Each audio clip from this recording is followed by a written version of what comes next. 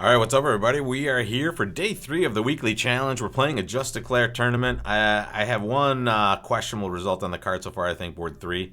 It's the one I didn't even share with you because I think the bridge guys were helping me by not letting me record that disaster there. But only one trick lost on that one, so it looks like that might be our only bad board. But again, that could be the difference on these sorts of tournaments. The robot is amazing in these spots. We're playing Just Declare, and I believe the auction here is likely to have gone 2-no trump by us and then just erased a 3-no trump by partner, and that's exactly what happened. So the robots didn't have much to work with here. 10 out of 10 for them. They're not going to do anything different here. 20, opposite 8. We're in the perfect spot. Now let's count our winners. It looks like we have 8 top tricks on this one, and they haven't damaged us with this lead. The heart lead would be way more punitive for us here, so we've dodged that. And here we might just take extra tricks in this suit if it's breaking. So we're going to win the ace of spades. We're going to see if the suit is breaking first, and now we know how many winners we have. And it is, right? We wouldn't expect it to be breaking on the opening lead of a fourth best, but this is the robots, right? So here it's 3-2. So now we're taking 5 spades. We're taking 4 diamonds for 9, the ace of hearts for 10. We have chances for extra tricks still. I'm going to play spades first, though, because they have no idea what's going on other than the fact that we have spades, right? So here, I'm going to pitch a couple hearts. That might give them some information here, but what we're looking for them to do is pitch clubs, right? So they've pitched a couple diamonds here. We could run diamonds, but now we may have some entry problems. I'm just going to plunk down the queen of clubs and hope to see the ace. All right, they haven't played that yet. Now we can mess around a little bit here. Maybe play a couple diamonds before we play another club if we want to risk it. All right, so here we have a choice. We can play another club and try to guess this thing for an extra match point trick, and hey, we might need to do that because of the situation we find ourselves in. So let's think about whether we should do this or not. How many tricks will we take total if we just run all of our winners? We've taken 8 so far. Well, we're going to take 1 here, that's 9, and then 2 more there for 11. That's making 5. So that means we would essentially only be losing 2 tricks on this hand. If we decide to play clubs, is it possible we could lose more than 2 tricks at this point? The answer is yes. In fact, especially with the robots, that duck of the queen of clubs seems super weird. It frequently suggests that like ace jack and some length is here. So if I play a club now, the risk is that I lose more than 2 tricks and take my 11 trick contract right now and compress it down to 10 or less. The other side of the risk is if the club suit is guessable, like say if I lead a club and they hop up with the ace to my left right away, now I've taken 12 tricks, right? So this is a match point risk, right? It's a match point decision. I know that I may have a bad board here, but I'm still not going to let that influence my decision. I'm very, very happy to just play on the other suits and just take my winners, and maybe somehow I back into an extra trick in this spot. Unlikely, right? But it's not beyond the realm of possibility. There was the jack, and there was the ace as well. So the clubs were wrong for us, and they were taking at least 2 tricks, and there maybe even more. Let's take a look at the result stream over here.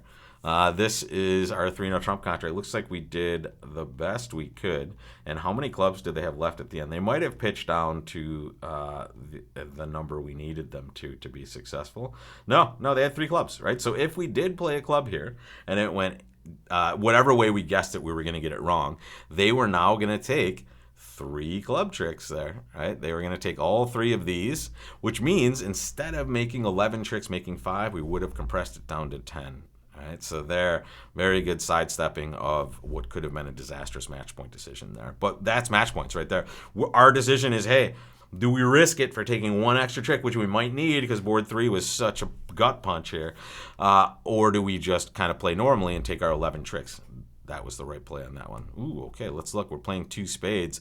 This might be another auction. I did the robot. The robot must not have opened 1-no trump with this hand, which you can understand. They have a couple of double tins, but they're pretty good quality double tins. But I'm guessing they opened a spade, and yeah, they had a forcing no trump. They bid 2 clubs, and the partner bid 2 spades. And again, they chose not to do anything with this.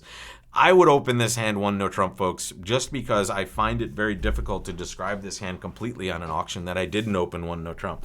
If I open 1-no trump, my partner will know I'm 15 to 17 high card points, right? If I open 1 spade and bid 2 clubs, my partner thinks I'm 12 to 17-ish maximum, and I'm frequently below that higher level, like I'm a minimum. So here we've missed an opportunity to maybe play higher. If we open a no trump, we'll probably play game on this one. Our partner will transfer and bid 3 no, or transfer and bid 3 diamonds. because that's a 9 count with a 5-card major over there. So I think we might have missed potentially a bad game here, but we've missed something by the way we bid this hand. However, I'm going to give the robots like a 5 for this auction because I like a no trump with the South player's hand. Those 2 doubletons are quite good. You don't mind either of those suits being led. And you get to show your points right away. If you bid it this way, you may miss some really good games. However, this one I think we've done pretty well to stay relatively low. But I don't love this auction for the robots. As far as the North player is concerned, they bid their hand perfectly, right? They made the forcing no trump bid. Partners suggested that they had spades and clubs, and they took their preference. They're never going to show hearts naturally, or they shouldn't, without a 6-card suit in this situation, especially since they have such a good spade holding here. So here, this is a good job by the North player. The South player maybe go a little differently here, but we're gonna play this, and here we're gonna look at the possibilities. What do we need to do on this hand? What are some of the strategies that are going to be useful? Well, there are a couple at play here. There's relatively short clubs in dummy, and there's certainly short trumps in dummy. And we have some tricks over there right now that we've just created at least one trick with the diamond suit. So I'd like to maybe get a pitch on this, but I would also like to rough clubs, but that's probably not going to be happening on this hand. Number one, they can draw trump pretty efficiently with us. And number two, we may in fact just be able to create a club trick or 2 through natural play of this hand. So let's see what happens on this spade play. Anything's going to be good for us, to be honest. Love this. Let's go. All right. Thank you. Thank you, robots. Thank you. Thank you. You guys are doing a great job for us here. So I'm going to be aggressive here. I'm going to play a spade to the king, and I'm going to try to draw all the trump. I'm going to come back to my hand with the ace of hearts. I'm going to cash the queen of spades. Let's split. Too bad. So now I can cross to the king of clubs, and I hope they have a 3rd diamond to my left because that means I'm going to pitch both clubs. They do. Yes, yes. I don't care about the trump. They can trump anytime they want. Notice I'm drawing trump without ever playing it because I have winners on that side. So they've given us everything on this one, folks. They led away from their king of hearts, giving us a free finesse.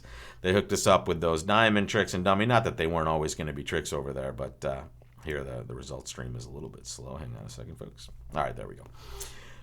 There it is, 2 spades. We made 4. Even with a bad spade break, we did pretty well in this hand. They probably made a tactical error by hopping up with that ace of spades. They hooked us up with a pretty easy line of play on this one. So here, you don't know it's going to go this well for you. In fact, it frequently will not. But they did such a lot of work for you by hopping ace of spades, and then they just opened up our clear entry to dummy. We don't know the king of clubs is an entry until this moment, and they just made this obvious for us right away. So the robot was quite helpful. Unfortunately, folks, they are going to be quite helpful at the other table as well. So this is probably not going to gain us too much, but we're going to be playing 4 spades on this hand on the way back. I bet you the auction was pretty interesting on this one. See if you can guess what it was. We'll be back with this hand tomorrow, which is Thursday. And don't forget, folks, this Wednesday, if you're watching this live, doubles practices today. This goes along with that doubles complete guide that I did. The most versatile and, as a result, the most confusing bid in bridge. Get your practice with this bid and master that process here with me, so you get it right out in the real world. And then Thursday this week, 7-card trump fits. This is amazing practice in this really common situation, especially some of the hands we've seen today. These are spots where we're frequently in a 7-card fit, which honestly, we just played in one, folks. That was a 7-card fit we just played in. And there, we did pretty darn well. We'll get practice with that in this course. And then already in the can, folks, on Tuesday this week, we released Defense Decisions, Opening Leads. A very good course to kind of get your opening leads chops, learn the situations where you're aggressive and passive, and use this as a guideline going forward. So jump back into those courses anytime you want, folks. The links are in the description. And until tomorrow, I will see you back for 2 more days of this challenge. I love the Just Declare challenge, even though I bet you we're getting worked over right now by the robots on at least 1 or 2 of these boards because they are amazing in this realm. So we'll do our best tomorrow, and we'll be back with a 4-spade contract here.